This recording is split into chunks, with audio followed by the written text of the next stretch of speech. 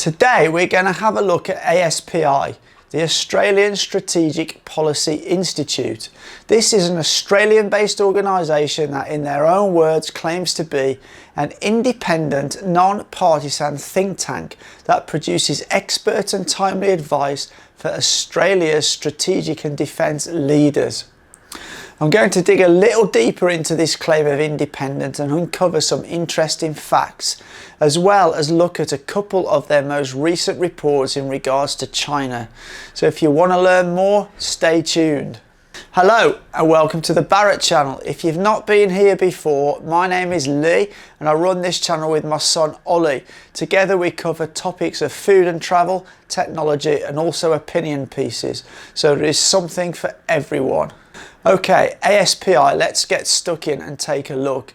As I said at the start, it's an Australian-based think tank. Its executive director since 2012 is Peter Jennings, the former Deputy Secretary for Strategy in the Defence Department. And during his time at ASPI has written a number of articles, including Australia's options for pushing back against Beijing, and Australia needs more links with democracies and fewer ties with China. So it's pretty clear that this guy is not a pro-China kind of guy. And ASPI is responsible for pushing out much of the anti-China narrative in Australia, and its reports often get referenced by Western mainstream media like the BBC, CNN, in Australia, the USA and in the UK when writing their anti-China stories. It pumps out a one-sided pro-American view of the world. This was said by Bob Carr, who's the former Premier of New South Wales, and the ex-ambassador to China, Jeff Raby, said, "I see it as very much the architect of the China threat theory in Australia." Now, one of the biggest red flags for me concerning ASPI is this claim that they are an independent think tank, and clearly this is not the case. They seem to have a very pro-US Five Eyes anti-China narrative, and a quick look at their funding might explain why. So first of all, let's have a look at their 2019-2020 funding report from their website. First, the section on overseas funding. You can see that apart from a few small amounts from Israel, Japan and the Netherlands, a bulk of their funding comes from the UK and the USA. Funding from those two countries alone totals $1.8 million. Now let's move on to funding from the private sector defence related organisations. Here we can see, including the sponsor, Lockheed Martin and Raytheon among others. Both of these companies are large American weapons manufacturers. The total funding from these organisations amounts to almost $370,000. And on top of this, they receive $4 million from the Australian Department of Defence. And clearly there is a conflict of interests. And I now want to look at other sources of funding they receive. This is funding from the private sector organisations, and looking through the list, there seems to be a lot of tech companies. Among others is Cisco Systems, Amazon, Facebook, Google, Microsoft, Oracle and Twitter. And I find this interesting because I would imagine these companies would expect something in return for their donations, just like when these same US companies give money to senators in the USA. It's called lobbying, but many people would call it influencing policy and decisions. I certainly would. So this brings me on to the two most recent reports that ASPI have released. The first titled Trigger Warning and the second titled Strange Bedfellows on Xinjiang. So let's first have a look at Trigger Warning. So this report talks about ASPI thinks that pro-CPC influencers are engaged in a coordinated campaign of propaganda together with Chinese government officials, Chinese media and Chinese nationalist internet trolls in order to undermine critical reporting by international media, research institutes and NGOs. And what I find most funny about that sense is that ASPI think international media carry out critical reporting on the Xinjiang issue. ASPI also say that pro-CPC influencers are pushing information from niche alternative websites. By this they mean the grey zone, I guess, which have blown numerous holes in much of the information that ASPI and people like Adrian Zenz puts out. Even in the opening paragraphs of this report, ASPI use the words allegations and infer, meaning they have no actual evidence of what they are saying. These same words are then used in a number of other places throughout the report. The report then goes on to say how this apparent coordinated response, targeting the BBC in particular, is being spread on YouTube, Twitter and Facebook, and was broadly based around three prominent narratives. The first one, that the BBC spreads disinformation, is biased against China. Well, you really don't need to be a genius to see that this is actually true. I think the BBC are very biased.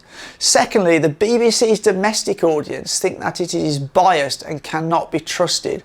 Again, there are many polls by prominent UK polling companies that support this view. And three, that the BBC's reporting on China is instigated by foreign actors and intelligence agencies. Now, although not relating to China specifically, there are leaks and documents, some that were recently uncovered by the Grey Zone, that do actually show the BBC has in fact colluded with intelligence agencies in the past. The report then goes on to talk about how these comments, videos, etc. are amplified across a pro-CPC Twitter network, and on page 9 it even features tweets from us, the Barrett channel. Strangely, one of the tweets they chose was a retweet of an original tweet from a well-known comedy actor, John Cleese, who obviously has a similar view of the BBC as I do. Now on to the second, more recent report. This is titled Strange Bedfellows on Xinjiang and was published on the ASP website on the 30th of March 2021. And again talks about how the CPC, pro-CPC online actors and Fringe Media seek to shape and influence international perceptions on the narrative of Xinjiang. Okay, let's just stop for a minute and I explain what I think they mean by that. So, the CPC, the Chinese government, that's an easy one. Next, pro-CCP online actors. These are people on social media who do not agree with the narrative of either ASPI or the Western countries attacking China with unsubstantiated and unverified claims. And finally, Fringe Media. These are websites like the Grey Zone who, through investigative journalism, find holes in and debunk the claims of organisations like ASPI and mainstream media like the BBC, CNN, etc. Again, in their opening paragraph, they use the word alleged, meaning they have no credible evidence to back up what they are saying about what is happening in Xinjiang. The report then goes on to say that since early 2020, there has been a stark increase in social media used by the Chinese media.